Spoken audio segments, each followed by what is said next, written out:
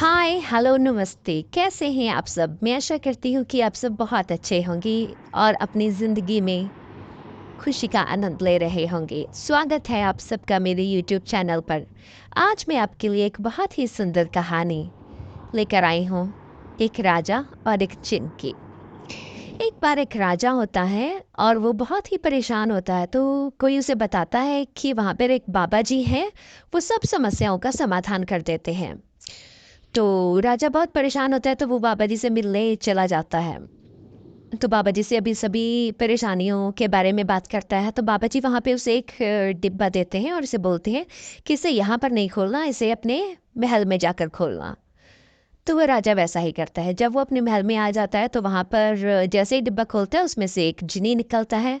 और निकलते ही वो बोलता है, हुक्म मेरे आका। तो राजा उसको एक एक करके अपनी सभी परेशानियाँ बता देता है। तो वो जिनी एक काम करके आ जाता है, फिर दूसरी के लिए पूछने आ जाता है। ऐसे ही चलता रहा। तो धीरे धीरे करके राजा ने सब परेशानियां जिनी को बता दी और जिनी ने सब कुछ ठीक कर दिया। उसके बाद फिर जिनी आ जाता है कि मुझे काम दो, अभी सब कुछ ठीक हो गया। तो राजा के पास कुछ काम नहीं है।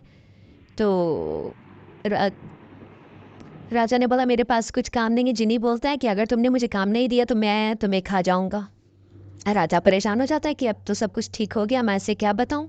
तो राजा फिर से बाबा जी के पास चला जाता है। तो बाबा जी को बोलते हैं कि ऐसे ऐसे आपने मुझे डिब्बा दिया था, मैंने खोला, उसमें से जीनी निकला।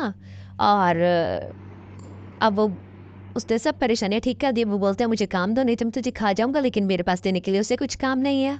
तो बाबा जी उसे बोलते हैं कि ठीक है, वहाँ पर एक जगह पर एक अपने महल में सीढ़ी लगवा दो और उस जीनी को बोलो कि चढ़ और उतर। तो राजा वापस आ जाता है और जिनी को ये काम दे देता है। तो जिनी उस काम में लग जाता है। वो चिड़ी सीढ़ी चढ़ता है, उतरता है। तो वो बिजी हो जाता है। तो इस तरह से वो बिना कुछ बोले राजा की बात मान लेता है। अगर हम में से किसी को कहा जाए कि तू सीढ़ी चढ़ और उतर, तो हम क्या बोलेंगे? कि हम क्या पागल हैं कि हम ऐसे चढ़ेंगे, हम ऐसे क्यों करेंगे बार बार एक काम। लेकिन वो जिनी नहीं करता। क्यों? क्योंकि जिनी के पास शक्ति तो बहुत है लेकिन बुद्धि नहीं है। ऐसा ही हमारे मन के साथ है। हमारे मन के पास भी बुद्धि नहीं है लेकिन हमारे पास है। तो हम अपनी बुद्धि से अपने मन को समझा सकते हैं, लेकिन अगर हम ऐसा नहीं करते तो हमारा मन हमें बुरे विचारों से या ऐसे ही जैसे जिनी ने कहा कि मैं तुम्हें खा जाऊंगा, हमें खा जाएगा। तो हमें अपनी बुद्धि और विवेक से काम लेना है। हमें अपने मन को कुछ भी ऐसे विचार पैदा करने से रोकना है। मैं आशा करती हूँ कि आपको ये छोटी सी कहानी अच्छी लगी होगी।